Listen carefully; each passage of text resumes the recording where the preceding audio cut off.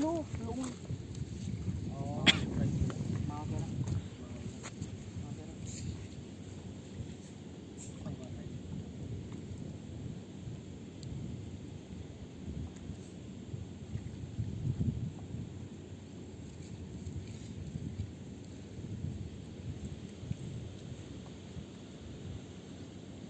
đang mà lên mùi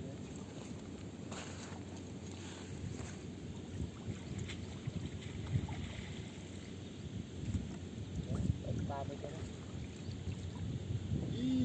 đó đen không sao đấy nó cướp chột này ra trời na đi trời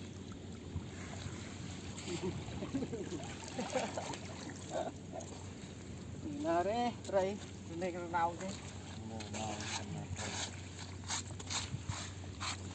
cả cọp được món này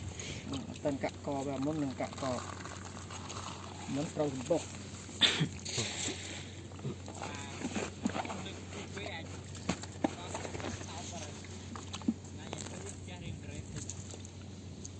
bong nành nặng to cũng ăn bong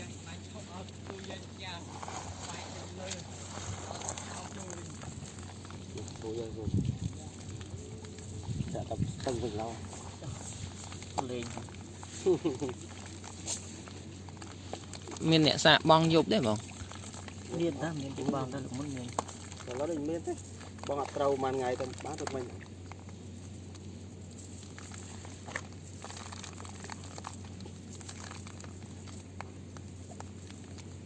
cần trai ní dục với mày chén nhở trâu với bạn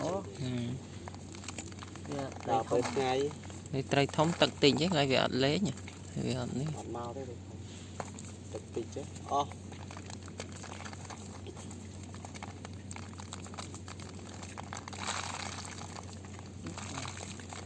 non thì còn đào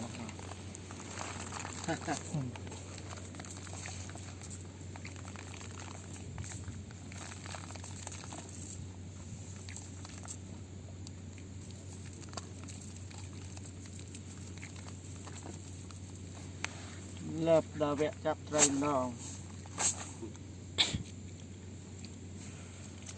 redek redok